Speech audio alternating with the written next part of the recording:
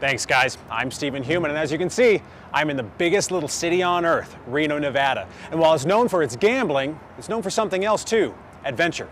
Let's find out what you can do.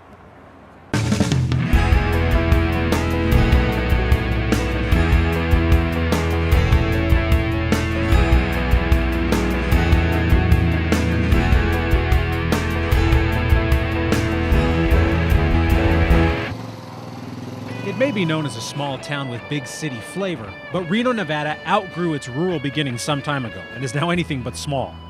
Just because it's stretched its borders, though, doesn't mean Reno's original draw as a town on the edge of everything has changed. With a mild climate and bustling lifestyle, Reno acts as a sort of bridge between two worlds. On one side, the eastern half, you have access to desert lands that seem to go on forever, offering the types of recreation befitting that rugged environment. While on the west, you have the towering Sierra Nevada that take you to the top of the world and the blue waters of Lake Tahoe. Tahoe is, of course, known for its supreme beauty and tranquility, but you don't even need to go that far from Reno to find adventure. The Truckee River leaves Lake Tahoe and runs east from the mountains right through the middle of town. It's a site that turns a metropolitan area into a peaceful and serene spot for contemplation, or in this case, fishing.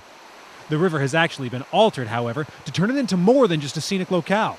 Hydraulics have been added along with areas of continuous rapids, making the Reno stretch of the Truckee a kayaker's playground.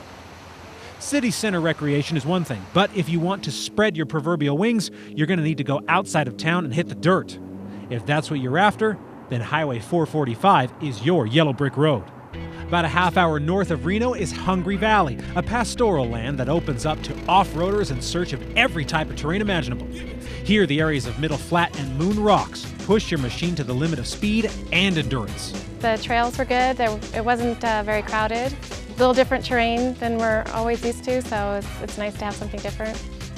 Middle Flat is a desert world with distant hills and straightaways that allow for higher speeds. But down the road at Moon Rocks, the experience is quite different. Here, boulders dominate, creating a moonscape that matches its name in both solitary beauty and potential for unique adventure. Pretty nice spot, you know, it's pretty. You turn around, it's pretty. Yeah, it's a very special looking area. I mean, this is all quartz monzonite. It's just another part of the Sierra. The interesting formation is caused by tectonic plates pushing it up, because this is all dried over lava from like 300 million years ago.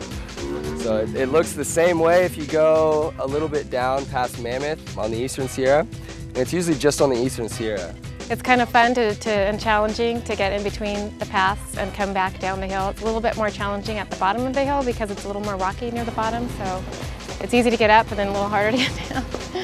Now, if dirt isn't what you're after, and you're looking for a winter water destination, all you have to do is continue following the Truckee River until it finally ends in a Nevada basin just about a half hour north of Hungry Valley. Continuing on Highway 445, you turn a corner in the road, and suddenly, you see a blue expanse that for a moment makes you think you've hit the California coast. That's in fact what the first American explorers thought when they stumbled upon it in 1844 and gave it the name Pyramid Lake, because of this natural rock outcrop that takes the shape of a pyramid on the lake's eastern shore. Today, Pyramid Lake is a destination for people from Northern California to Utah because of its warm water, ample sandy beaches, and relative solitude in the desert hills of Nevada.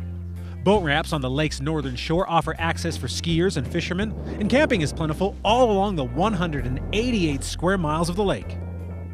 Reno really has a wealth of adventure waiting to be discovered, and we didn't even get to the Carson Valley on the south side of the city. If you're ever traveling along I-80 through the desert looking for an outdoor respite, this is definitely a good stopover. You might be in search of a cool breeze in the high Sierras, or a warm one as you book it along a trail in the wilds of the desert.